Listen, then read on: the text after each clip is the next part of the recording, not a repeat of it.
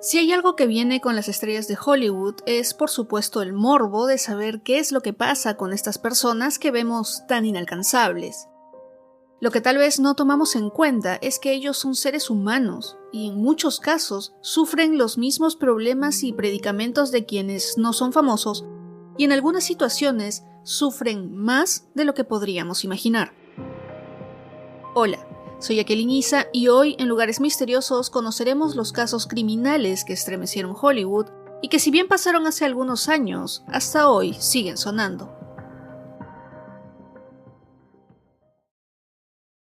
We begin with a murder investigation that has stunned the entertainment world. Phil Hartman, who gained fame on Saturday Night Live, was found shot dead in his home, apparently killed by his wife, who then committed suicide. ABC's Carla Wohl has more from Los Angeles. En Hollywood la gente también se muere y eso incluye a los famosos que vemos en la televisión, cine y ahora en las redes sociales. A veces no sirve de nada si es que eres millonario, muy conocido o si tienes una voz que medio mundo reconocería. Este fue el caso de Phil Hartman, un actor cómico de origen canadiense que tal vez recuerden por haber visto en la película El regalo prometido en 1996, en la serie News Radio o en Saturday Night Live que se transmitía en el canal Sony, o con más seguridad lo escucharon en la versión original de Los Simpson, ya que él era la voz de Troy McClure o Lionel Hutz. Hartman fue un actor que originalmente no lo era, ya que estudió diseño gráfico y se especializó en la creación de portadas de discos, como los de los grupos America o Crosby, Stills, Nash & Young. No fue hasta que asistió a un show de comedia stand-up en Hollywood que se dio cuenta que esa era su verdadera vocación, y gracias a su talento llegó a los escenarios de Saturday Night Live y ahí se convirtió en uno de los rostros más populares de la televisión norteamericana. Corrían los últimos años de 1980, cuando Phil ya estaba avanzando con su carrera profesional, que conoció a Brin Omdahl, y para la tercera cita ella ya estaba embarazada. A pesar de que Phil ya se había divorciado 2 veces, decidió casarse con Brin y poco tiempo después tuvieron a su segundo hijo. De cara al público y frente a los paparazzis, la familia Hartman era perfecta, pero a puerta cerrada era todo menos eso. Brin era una actriz y escritora que estaba frustrada porque no conseguía papeles que le interesaran, por lo menos no al nivel que ella los quería, y tampoco lograba vender los guiones que escribía. Esto se reflejó como un dato curioso cuando se grabó la introducción de Saturday Night Live, en la que Phil salía conversando con una mujer a la que no se le veía el rostro. Esa mujer era Brin, y cada vez que el director gritaba acción, la mujer, en vez de quedarse quieta como debía, hacía lo que podía para que su cara saliera en la toma. Es por eso que si ustedes ven esa introducción, se van a dar cuenta que cuando Phil sale, el arete de la mujer se está moviendo, ya que su esposa intentó a como dé lugar que se le viera. El fracaso en la vida profesional de Brin hizo que la mujer se refugiara en el alcohol, las drogas y las cirugías estéticas. Y es así como llegó el 27 de mayo de 1998, cuando Brin decidió salir a cenar con unas amigas a un restaurante cercano a su casa en Encino, California. Pero además de comer y tomar algunas copas, la mujer decidió consumir cocaína y tomar antidepresivos. Cuando llegó a la casa, inició una pelea con Phil, pero aquí debo hacer un paréntesis para mencionar que el carácter del actor era bastante pasivo, y que según sus amigos y colegas era una persona que por lo general huía de las peleas y las confrontaciones. Es por esto que cuando Brin inició la pelea, este decidió no seguirle el paso e irse a dormir como lo hacía casi siempre. Brin, entonces, en el estado en el que se encontraba, decidió dispararle 3 veces a su esposo. Phil recibió balazos en el brazo, pecho y cabeza, lo cual determinó que nunca se dio cuenta de lo que había pasado.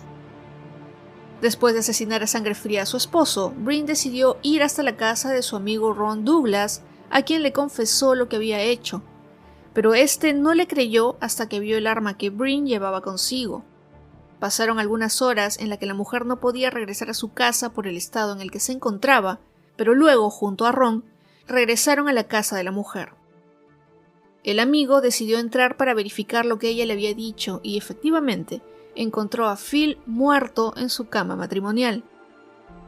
Ya eran entonces las 6:20 de la mañana y decidió llamar a los servicios de emergencia, a quienes les dijo que había habido un tiroteo en el 5065 de Encino Boulevard. Las autoridades llegaron a los pocos minutos y retiraron raudamente a los 2 hijos de los Hartman, quienes estaban en la casa y dormían mientras ocurría el asesinato, y además se habían quedado solos en la casa con el cadáver de su padre. Fue en ese momento que, sin que las autoridades se dieran cuenta, Brin se metió en la habitación en la que estaba su difunto esposo y se atrincheró. La policía le insistió que saliera y se entregara, pero ella no aceptó. Cuando la policía ya estaba a punto de entrar por una ventana, la mujer apuntó otra arma de fuego contra su sien y se disparó. En el momento en que las autoridades ingresaron a la habitación, encontraron a Phil echado sobre su lado derecho, vistiendo una camiseta blanca con un número 9, boxer y medias. Brin estaba a su lado y su cabeza reposaba sobre una almohada. Según el testamento de Phil Hartman, sus restos debían ser incinerados y sus cenizas esparcidas en la isla Catalina. Los 2 niños pasaron a la custodia de sus tíos maternos, quienes los criaron en otro estado del país. En cuanto a lo que pasó después de la muerte de Phil Hartman, fue que en los programas en los que participó y en ese momento actuaba, se le rindió varios homenajes, y en el caso de News Radio se escribió la muerte de su personaje. Y en Los Simpson, el personaje de Troy McClure tampoco volvió a dibujarse. La familia de Brin Hartman demandó por la muerte de la mujer a la farmacéutica que producía Zoloft, el antidepresivo que se le había recetado y que tomó la noche del 28 de mayo. Además, también se demandó al psiquiatra Arthur Sorosky. El hermano de la mujer presentó una demanda de muerte por negligencia contra estas partes, y se basó en que el psiquiatra y la farmacéutica no comentaron los efectos secundarios violentos y suicidas que podrían sufrir los pacientes. Después del litigio se llegó a un acuerdo monetario que finalmente se destinó a los hijos de la pareja. La casa de Phil Hartman en Encino Boulevard fue vendida a otras personas, quienes la siguen habitando. TMZ executive producer Harvey Levin is with us now. And Harvey, you guys started digging into the murder of Dominique. And what did you find out about the boyfriend who actually killed her? Si bien la estrella de la película Poltergeist fue Heather O'Rourke, que falleció a los 12 años, en este momento les contaré la trágica historia de otra de las protagonistas de esta película. Eventos que a la larga hicieron que se creyera que ésta estaba maldita. Sobre esto último no tengo pruebas, pero para el morbo que se tiene sobre lo que pasa en Hollywood, pues funciona bastante bien. Este es el caso de Dominique Dunne, una joven que nació en una familia de artistas, ya que su padre era Dominique Dunne, escritor, productor y actor. Sus tíos eran John Gregory y Joan Didion. Además que estuvo rodeada por muchas más luminarias de estas artes. Es por eso que desde muy pequeña decidió que quería ser actriz, y por ello se educó con Milton Katselas, quien provenía del famoso Actors Studio. Participó en varias obras de teatro y series, pero su verdadero debut y éxito llegó con Poltergeist, en donde interpretó a Dana Freeling. Su personaje fue parte clave de esta película, que con el tiempo se convirtió en una de culto.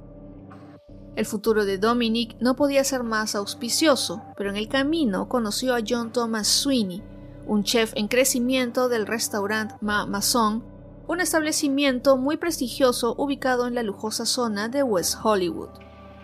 Ella tenía 21 años cuando conoció a Sweeney en una fiesta privada, y la relación avanzó muy rápido, ya que a la semana de conocerlo estaban viviendo juntos. En un principio la relación iba viento en popa, ya que ambos estaban trabajando para cumplir sus sueños. Ella se iba consolidando como actriz y él como cocinero.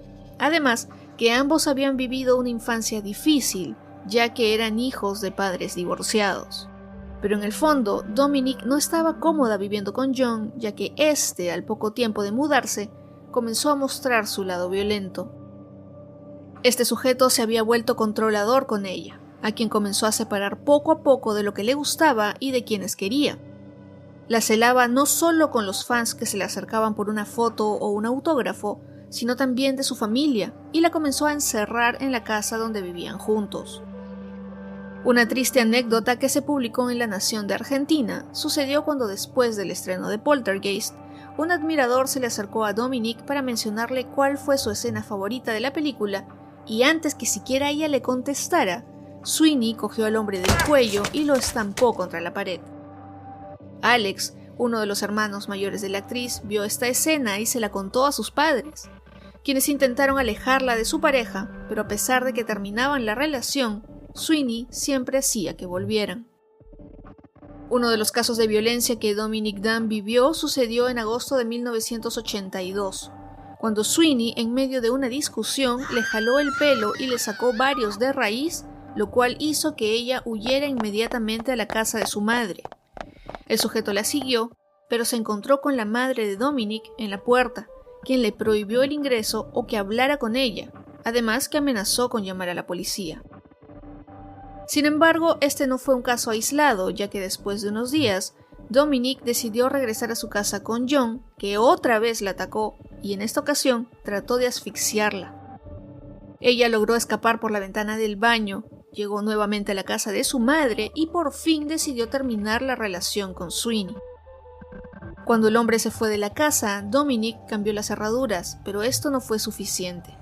El 30 de octubre de 1982, Sweeney intentó hablar con ella por teléfono, pero al no lograrlo fue a la casa, y cuando por fin ella salió para hablar con él, lo que sucedió después fue narrado por su compañero de escena David Parker, quien estaba presente esa noche en la vivienda.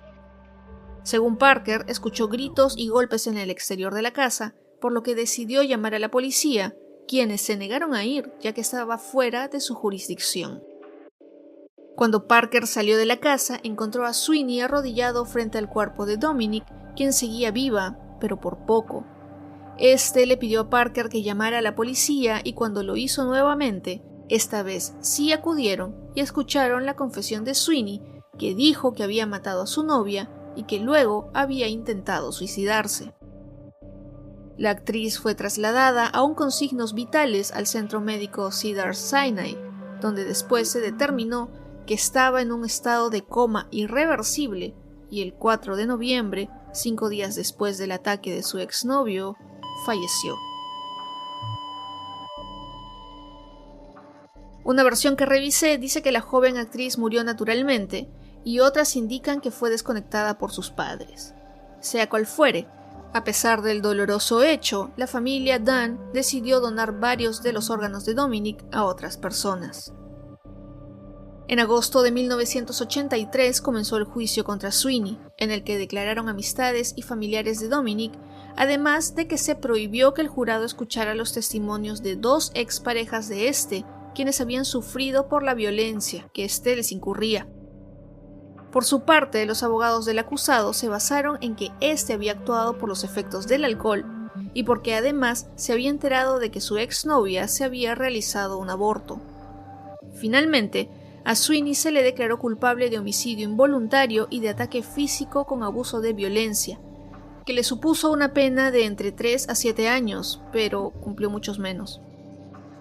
Esto fue una burla para la familia Dunne, y el padre, Dominique, declaró a los medios que por el resto de su vida, cada vez que tuviera la oportunidad, mencionaría el nombre del asesino de su hija, porque la ley lo dejó ir, pero no él. Sweeney salió de la cárcel y recuperó su vida, pero se cambió el nombre a John Maura. Supongo que para la época en que recuperó su libertad, este cambio de nombre le podría haber servido, ya que no existían las redes sociales y podría comenzar una nueva vida. Sin embargo, si ahora hacemos una búsqueda rápida en Internet, encontraremos inmediatamente asociado al nombre de John Maura su antigua identidad y que es el asesino de Dominique Dunne. Lo último que se supo de él fue que trabajaba en una comunidad de retiro en San Rafael de nombre Smith Ranch Houses y según un usuario de Reddit, estaba a cargo de la cocina.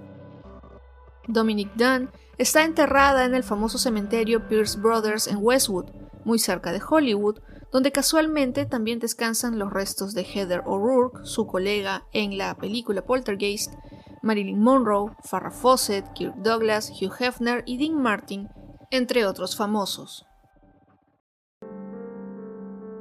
It's been 30 years since Rebecca Schaeffer's death. What those around her do care about, and what they've been fighting for since her death, is stronger and more effective gun control laws. Rebecca was shot with a powerful pistol. Revolvers are too easily available in the United States. Un tercer caso en este episodio es el de Rebecca Schaeffer, una actriz que en algún caso se puede decir que murió debido a su fama, pero debo recalcar que ella, bajo ninguna circunstancia, provocó la situación. Rebecca fue hija única de un psicólogo infantil y una escritora. Creció en la ciudad de Portland, en el estado de Oregon, donde estudió la secundaria y para esa época de su vida quería ser rabina cuando fuera grande. Mientras tanto, incursionó en el modelaje y participó con papeles menores en algunas producciones televisivas.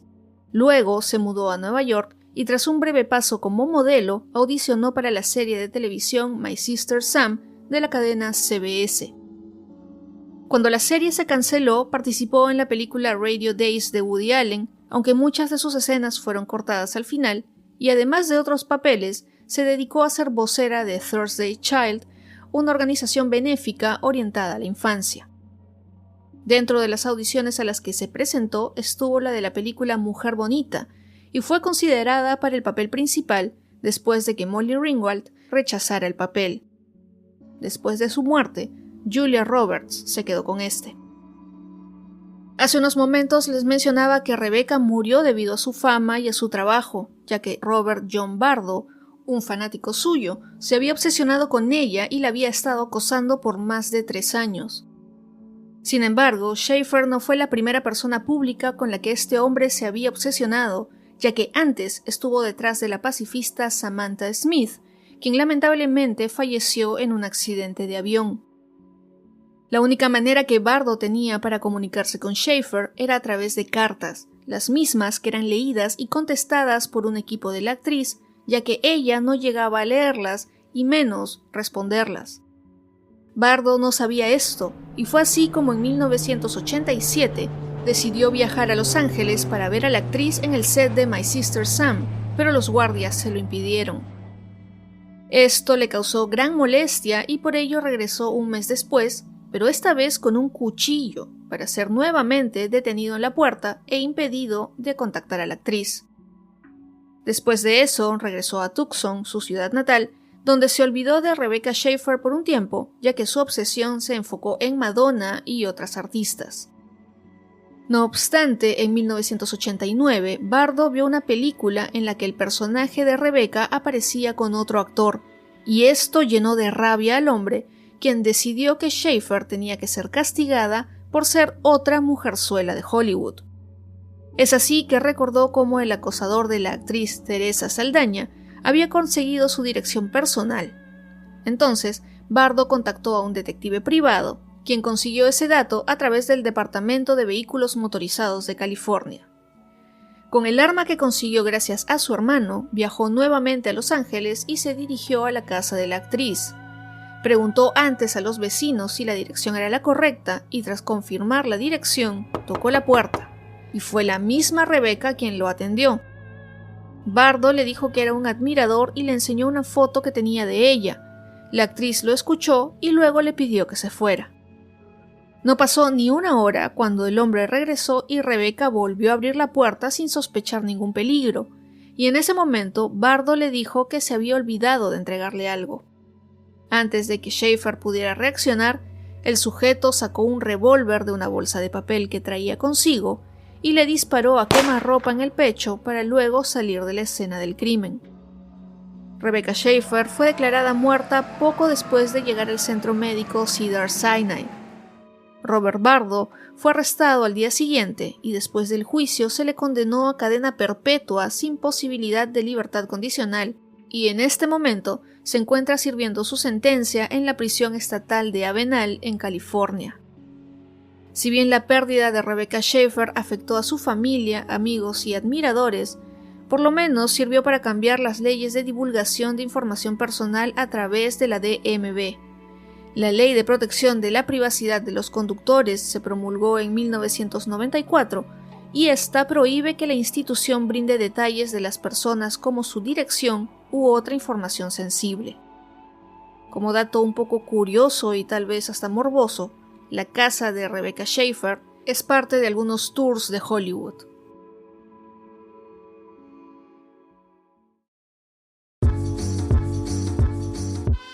Como ya es costumbre en este podcast, me gustaría saber si es que conocían estos casos y qué opinan sobre estos.